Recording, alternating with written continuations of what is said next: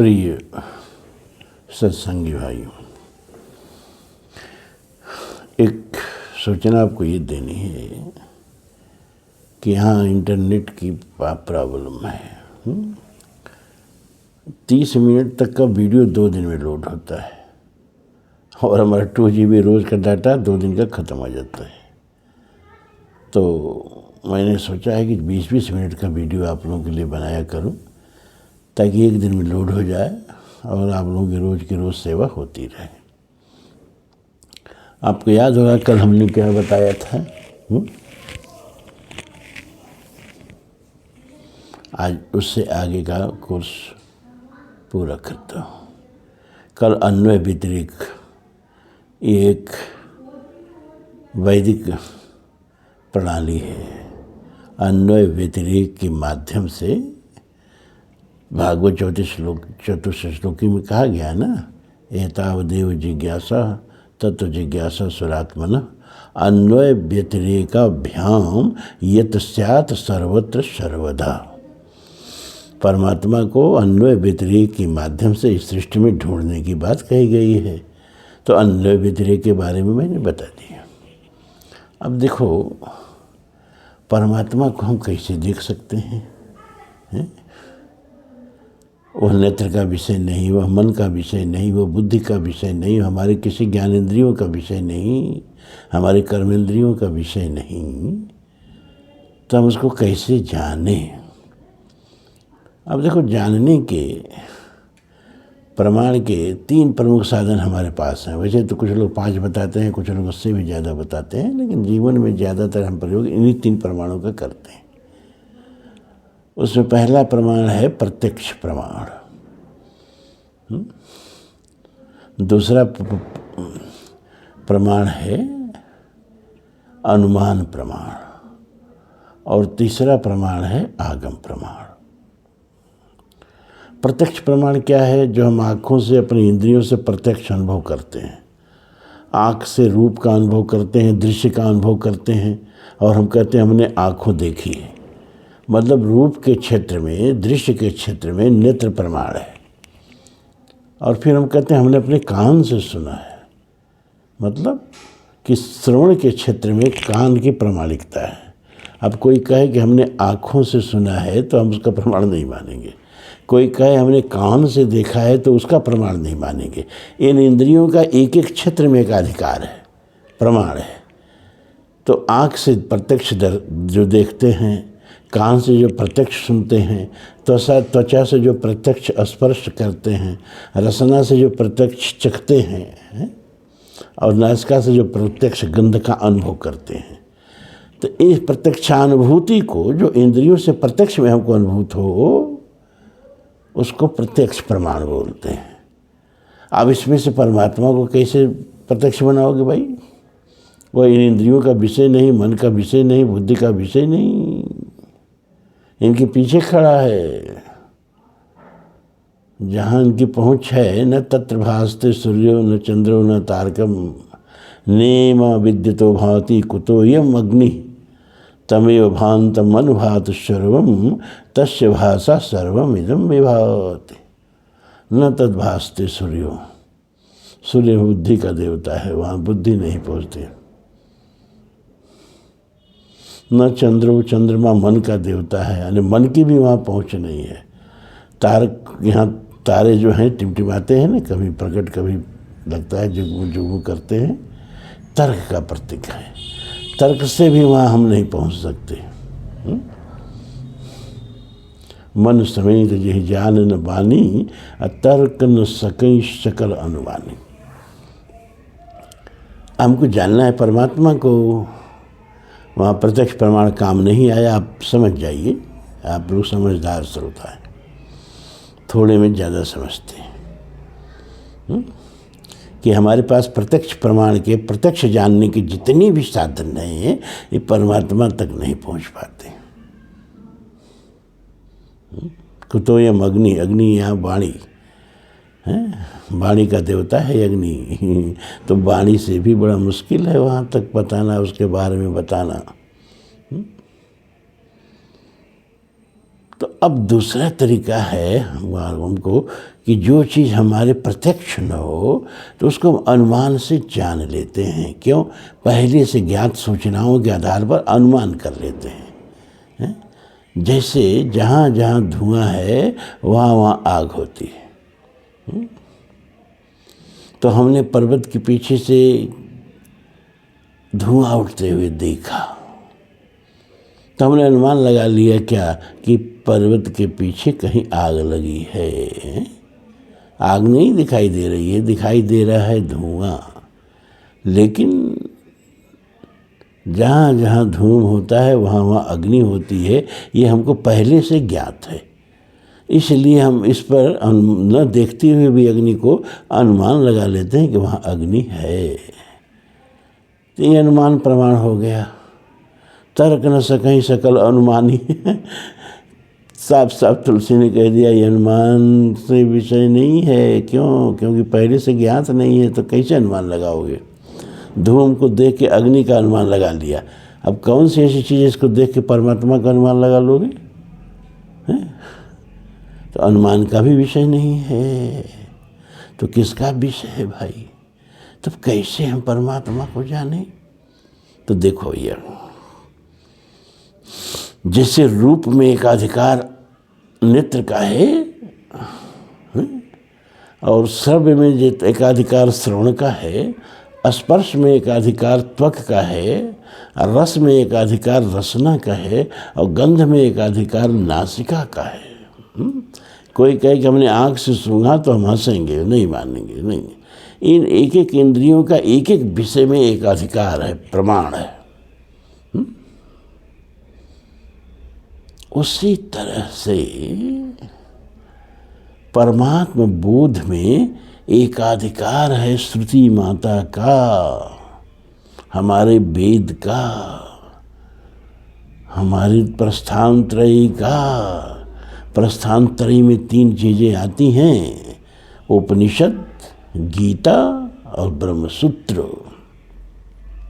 और अगर आप लोग जमे रहे हमारे साथ तो हम तीनों पर प्रवचन करके आपको सुनाएंगे। लेकिन अगर मनोरंजन ढूंढने के चक्कर में हट गए तब तो मुझे बहुत दुख होगा। तब मनोरंजन ढूंढ के तो परमात्मा नहीं मिलेगा, इतना जान लो। तो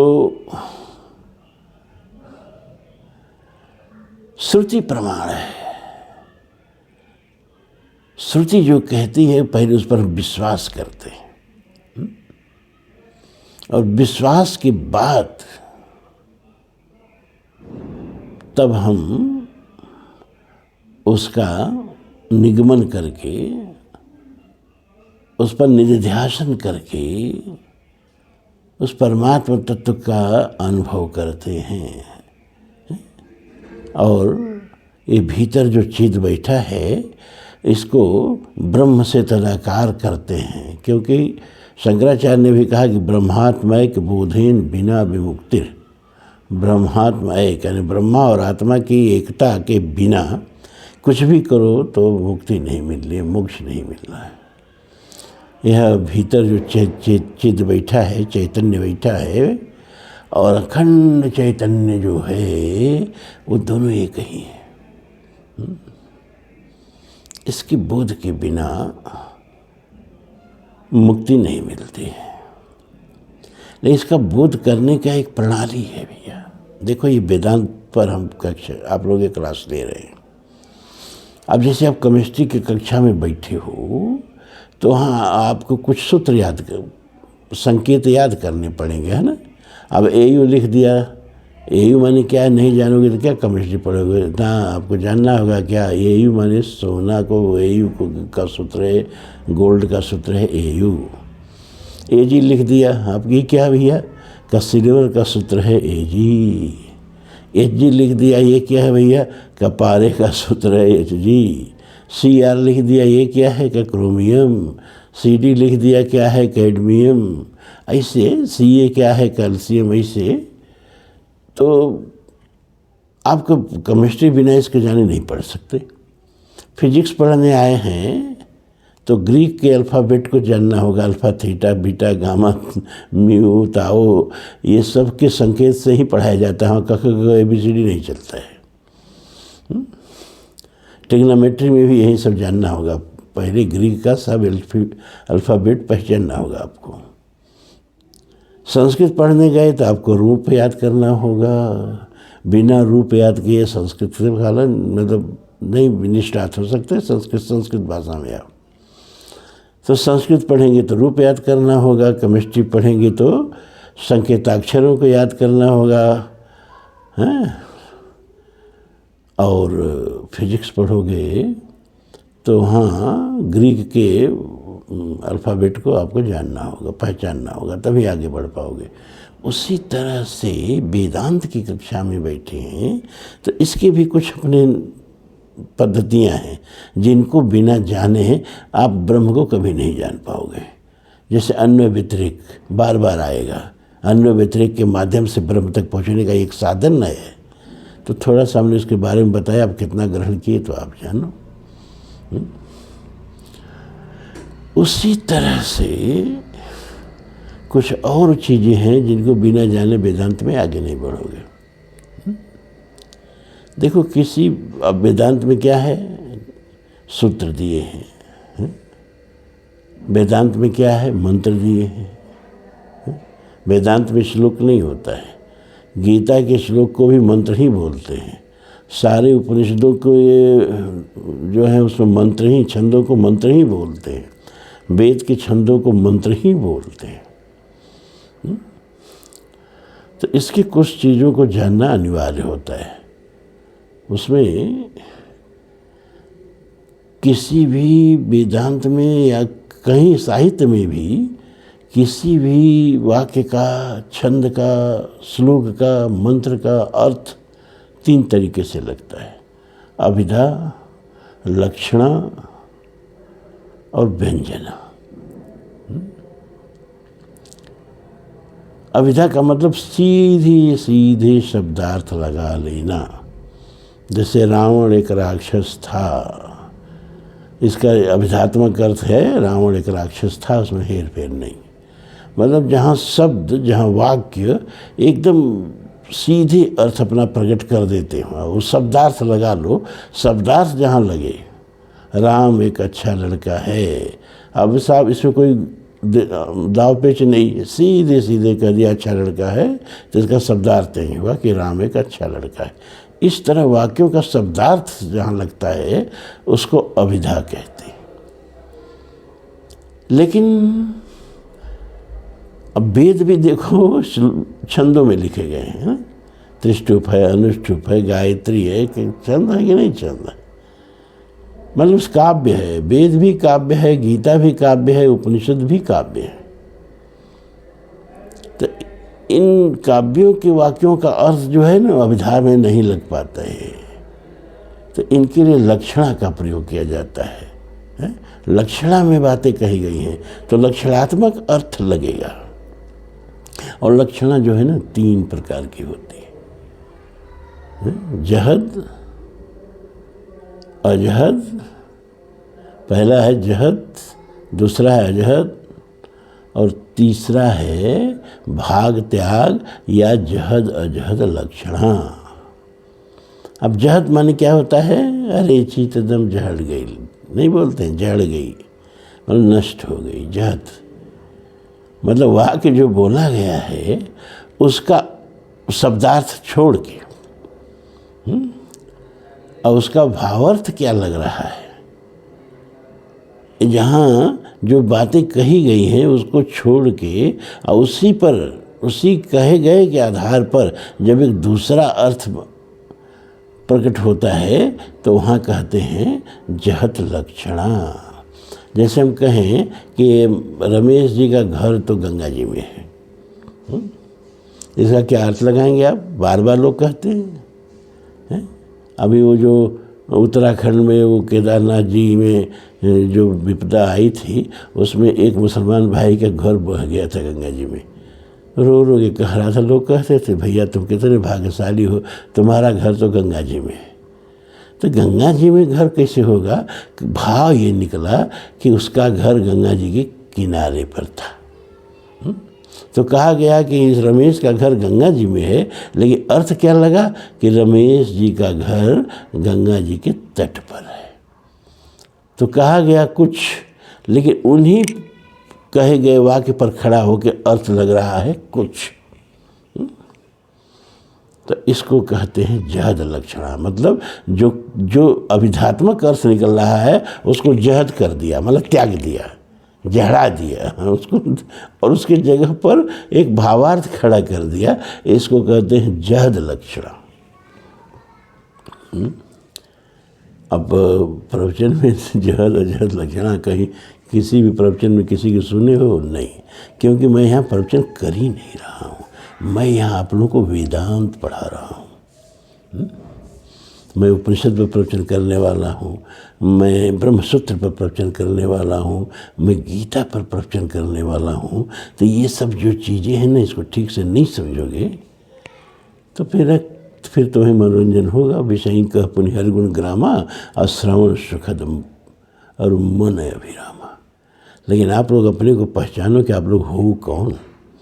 ऐसे प्रबुद्ध जन लोग जब सामने बैठे हों तो उनके समय का उपहास नहीं उड़ाना पड़ेगा, उनको गंभीर बातें ही बतानी पड़ेगी। तो जहद लक्षण समझ में आ गया कि जो कहा जाए अभिधात्मक अर्थ जो निकले, इसका अभिधात्मक अर्थ क्या हुआ कि रमेश जी का घर गंगा में है। इसका अभिधात्मक अर्थ निकला कि रमेश जी का घर गंगा में है। लेकिन घर गंगा में होगा कैसे?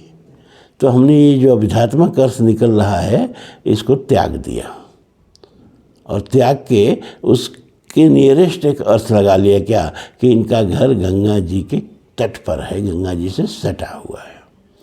इसको कहते हैं जहद लक्षणा। और अजहद लक्षणा क्या है? कि जो कहा गया है उसको त्यागना तो नहीं है, लेकिन कुछ उसमें अपने तरफ से जोड़ देना है। जोड़ के कुछ तब पूरा अर्थ निकलेगा। तो जहाँ जो कहा जाए उसको त्यागना नहीं है, बल्कि कुछ अपनी तरफ से जब हम जोड़ें तब जाके उस कहे गए का अर्थ निकल ले। इसको कहते हैं अजहद लक्षणा। अजहद माने जहाँ कुछ जहराया नहीं गया, जहाँ कुछ नष्ट नहीं किया गया, जहाँ कुछ त्यागा नहीं गया, बल्कि कुछ जोड़ दिया गया। ठीक है, समझिए। इसको कहते हैं अजहद लक्षणा। जैसे कहा जाए, जैसे कि बच्चे से माता ने कहा है दही को कौवे से बचाना। बात समझिए। माता किसी काम में लग गई है, उसका 8-10 साल का बच्चा है, उससे कहा बेटा सुन, वो दही को कौवे से बचाना। और लड़का बैठा है झंडा लेके कि दही को कौवे से बचाना है, और बिल्ली आके दही खा रही है। वो माँ आती है, कहती है अरे क्या हो रहा है, बिल्ली दही खा रही है और तुम कुछ चुपचाप बैठे हो, दही को बचा नहीं रहे हो। लड़के ने कहा कि माँ तुमने तो कहा था कि दही को कौवे से बचाना, तो हम तो कौवा का इंतजार कर रहे हैं, आएगा तो उससे दही को बचाएंगे। तुमने ये तो कहा नहीं था कि बिल्ली से दही को बचाना, कुत्ते से दही को बचाना, ये सब तो तुमने कहा नहीं था। तुमने तो केवल कौवे से दही को बचाने के लिए कहा था। तो माँ के कहने का अर्थ यही नहीं था कि खाली कौवे से दही को बचाना। माँ के कहने का अर्थ था कि कौवा हो, बिल्ली हो, एनीबडी एल्स, उससे दही को बचाना। बात समझिए। तो यहाँ अजहद लक्षणा लगनी चाहिए थी। क्या? दही को बचाना, इसको छोड़ना नहीं है, लेकिन खाली कौवे से काम नहीं चलेगा, किसी भी चीज़ से दही को बचाना। तो जहाँ कुछ अपनी तरफ से जोड़ के और कहे गए वाक्य को बिना तोड़े मरोड़े, लेकिन कुछ अपने तरफ से जोड़ के जहाँ अर्थ निकलता हो, उसको कहते हैं अजहद लक्षणा।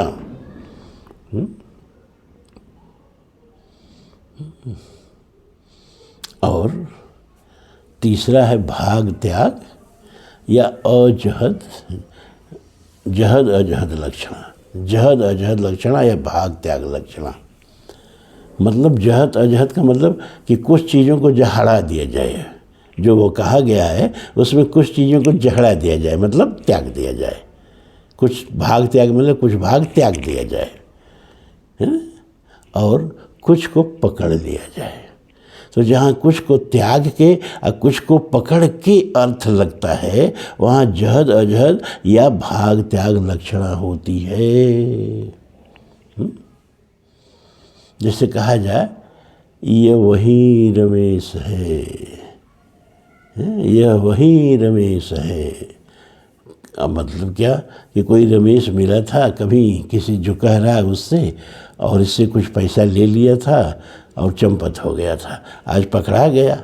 तो वो आदमी कहना चाहता है कि ये वही रमेश है जो कभी पैसा लेके मेरा भाग गया था, आज पकड़ा गया है। तो इसमें कुछ त्याग दें, कुछ पकड़े रहें। क्या त्याग दें? यह और वही है ना, यह वही, यह भी त्याग दो, वही भी त्याग दो, तो क्या बचा? रमेश। ध्यान दीजिए, दोनों को त्यागा, एक चीज़ बच गया, क्या? रमेश। रमेश को पकड़ लिया और यह और वह को त्याग दिया है। ये यही नरोत्तम सेठ हैं जो आज भीख मांग रहे थे, कल करोड़पति थे। अब दो चीज़ त्याग दो, आज भीख मांग रहे हैं, इसको भी छोड़ दो, कल करोड़पति थे, इसको भी छोड़ दो, तो क्या बचा? बस नरोत्तम बचे। तो कुछ वाक्य के कुछ चीज़ों को हमने छोड़ दिया और कुछ को पकड़ लिया। इस तरह से जहाँ अर्थ निकलता हो वहाँ भाग त्याग या जहद अजहद लक्षणा कहते हैं। और अभ्यंजना ये है कि जहाँ एकदम उल्टी बात, अर्थ उल्टा लगे, कहा जाए कुछ, कहीं पर निगाहें कहीं पर निशाना, कहा जाए कुछ और कहने का प्रेत हो कुछ, तो वहाँ अभ्यंजना होती है। जैसे कहा जाए हाँ अब यहाँ आपसे गरीब तो कोई नहीं है, मतलब कहा गया कि यहाँ आपसे गरीब कोई नहीं है, लेकिन भाव यह है कि यहाँ आपसे धनी कोई नहीं है। हाँ मैं ही गुनाहगार हूँ, कहा जा रहा है मैं ही गुनाहगार हूँ, लेकिन कहना ही चाह रहा है कि हाँ मैं एकदम गुनाहगार नहीं हूँ। तो जहाँ कहा जाए ठीक उसके अपोजिट अर्थ लगे, वहाँ अभिव्यंजना होती है। तो ये तीन चीज़ें नहीं जानेंगे तो वेदांत में आगे नहीं बढ़ पाएंगे। क्या? अभिधा, लक्षणा, अभिव्यंजना।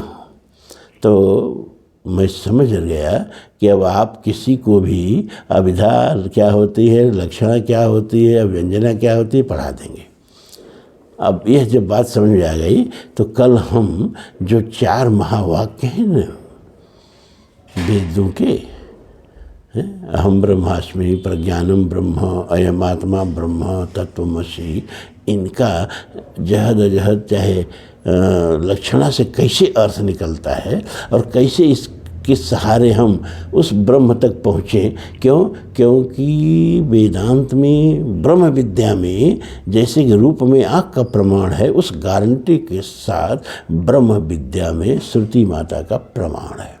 लेकिन श्रुति माता जो कह रही हैं उसको समझने के लिए हमको ये बताना पड़ा कि अभिधा क्या है और लक्षणा क्या है, अभिव्यंजना क्या है, क्योंकि आगे जब हम पढ़ाएंगे तो इन शब्दों का बार बार प्रयोग होगा, तो आप इनको अच्छी तरह समझें। इसलिए मैंने ये बात कह दी और मैंने कहा 20 मिनट से ज़्यादा नहीं प्रवचन करेंगे। अब 23 मिनट 20 सेकेंड हो गया, अपनी बात यहीं ख़त्म करते हैं। थोड़ा स्वास्थ्य भी मेरा ठीक नहीं है, डॉक्टर साहब जानते हैं। कल फिर मिलेंगे।